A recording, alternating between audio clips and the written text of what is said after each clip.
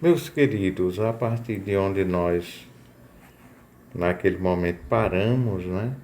Um livro que eu não falei sobre ele, mas que é um livro que eu andei o Recife quase todo para conseguir adquirir com minha filha pequena de livraria em livraria, o livro do Rilke, As Cartas a um Jovem Poeta e uma coleção dos seus poemas, uma antologia.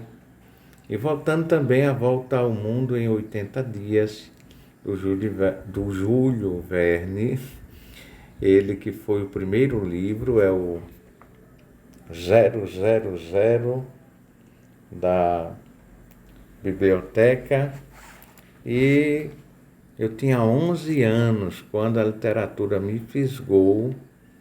De fato, eu amo a literatura, não me dedico tanto quanto deveria me dedicar, que não tenho tempo, por incrível que possa parecer para alguns.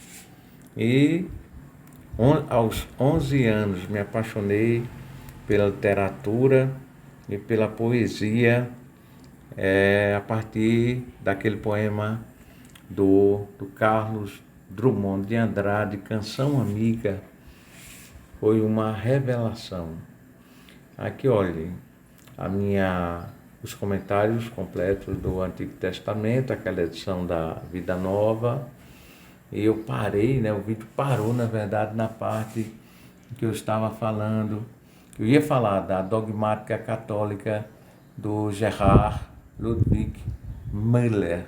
Müller é um dos maiores teólogos vivos, católicos, e essa dogmática católica que não é teologia dogmática, é uma coisa, e teologia sistemática é outra coisa, embora as duas se encontrem junto com a teologia bíblica, a teologia especulativa, a teologia filosófica, e além da teologia filosófica ainda tem a teologia natural. Então todas as teologias se encontram na teologia dogmática, e aqui tem um exemplar da dogmática católica do Gerhard Ludwig Müller. E logo acima aquela concordância fiel maravilhosa, a considerada melhor biografia do Dostoiévski, do Josef Frank. Você tem John Stott, você tem o Vini. Essa estante que aparece nos vídeos não é de maneira alguma, não é uma estante aleatória. Você tem aqui aquilo que eu já falei, não é? Olha aqui, Flávio José, ganhei da minha querida irmã Ovelha Joselma. O meu aniversário tem uns 2, 3 anos, se eu não me engano. A história do judaísmo, uma das minhas áreas de estudo. Novo Testamento, comentário ao quarto evangelho do Dodd.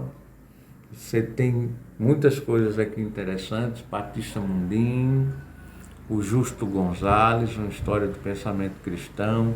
Escritos de São Francisco, para quem pensa que São Francisco não escreveu nada, ele escreveu. Aqui a teologia, a introdução à teologia evangélica do Calbart, como eu já mostrei naquele momento. As obras de Lutero, que eu disponho até o volume 11. Você tem aqui a História da Reforma, do Will Durant. Durant é um dos críticos assim, não é, contundentes da Reforma Protestante. Aí você tem a Cristologia Paulina do Gordon Fee, que é de fato pentecostal clássico e é um dos grandes estudiosos da hermenêutica. Quem nunca leu, não é? Aquele livro Entendes o que Leis? Exatamente. Teologia Bíblica, aqui História do Johnson, História da Igreja, de um estudioso católico, mas que os protestantes, o Christopher Dawson é amado tanto por protestantes quanto por católicos.